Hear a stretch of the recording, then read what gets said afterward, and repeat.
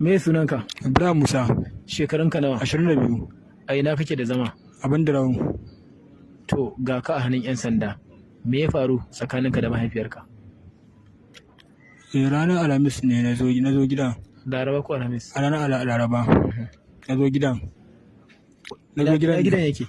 A gidan a nan Birimiket yake. To, Da na zo gidan ranar, na zo na same ta ne na tambaye ta akan abin da aka yi min.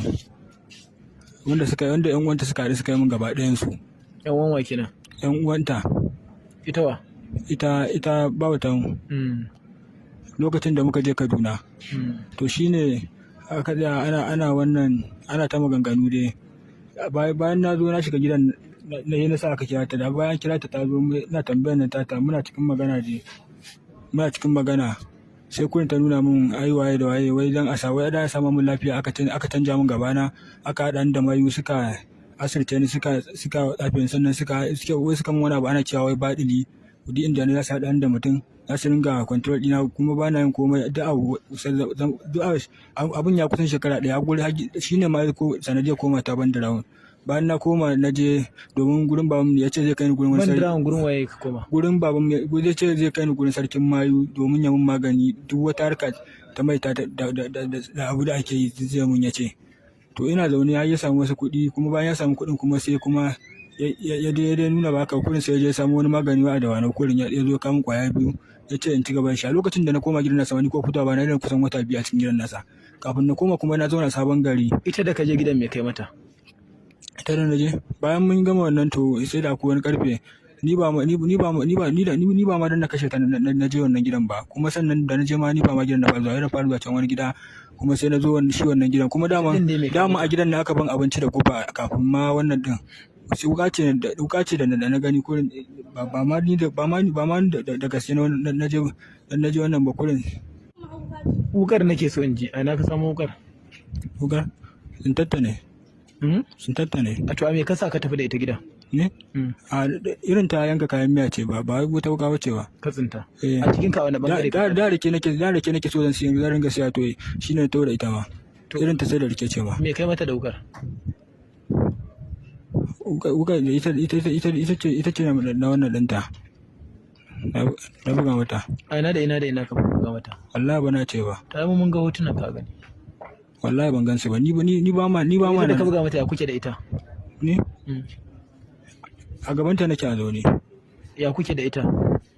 Dangantakar ka da ita? Da yake ban taso da yake lokacin da suna tare. Babar ka ce ko babar ka wace? Babar ta ce. To ya kaji da ka bubbuga mata wukar? Ni da aka ga mun abin ban ji daɗi ba gaskiya. Na? Da aka ga mun abin gaskiya ban ji daɗi. Ya ne da aka ga ba. Waye yi? Waye bubbuga mata wukar? Ni ne kuma ai a lokacin ita ma din da kuma wannan da ta taho ni a lokacin ma da wannan ta taho ta dauko ita ni ba sani ba. Ni a lokacin ina ga ita ta yi can gefe ne damun da akwai wani bandaki a wajen da kuma wannan kwandon shara ne ko me.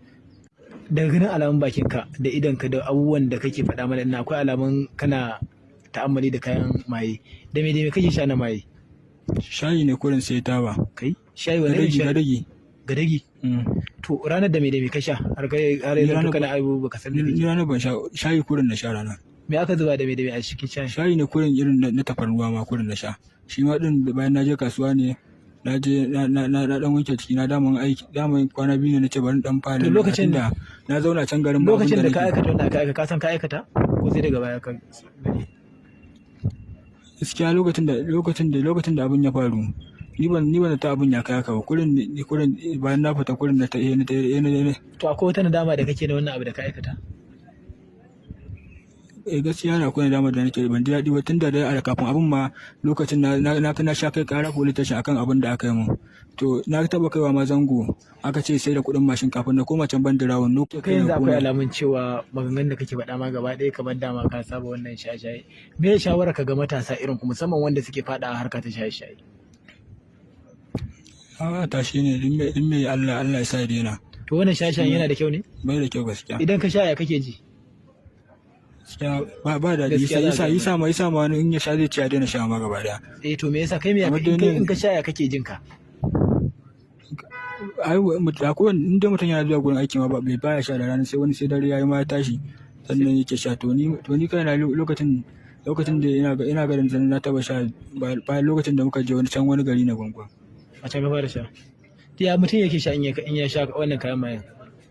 Abin da yake ji kurin sai dai ji kurin canjin yanayi. Wani irin canjin yanayi? Wani ya sha ma abin da yake ji wallahi. Kai ya kake ji in ka sha? Ni na sha kurin zan yi bacci kamar dai mutum zai bacci ma wani lokacin kurin ya sha taban da yake nan sai ya je kwanta sa. Yanzu ina maman naku take? Ji ake gaya min wai an ce ta rasu. To waye kashe ta? Ni. Na? Ni. Ka san hukuncin wanda yake son kai? Na? Ka san hukuncin wanda yake son kai amsa mana? Amsa yi magana ba gyada kiran zaka ba. Ka sani? Me hukuncin wanda yake son kai? Kashe shi ake. Na? Kashe shi ake. Kai ka shirya mutuwa kenan yanzu? Ka shirya? Tambayar ka dake ka shirya mutuwa? Ai mutuwa lokaci ce ba ya shirya mata ba take zuwa. A to ga mana tunda ka ce hukuncin wanda yake son kai a kashe shi, tunda kai kisan kai yanzu ka shirya kai ma a kashe ka? Ka shirya ko ka shirya ba? Na? Mutuwa ai ba zai shirya mata ba take zuwa.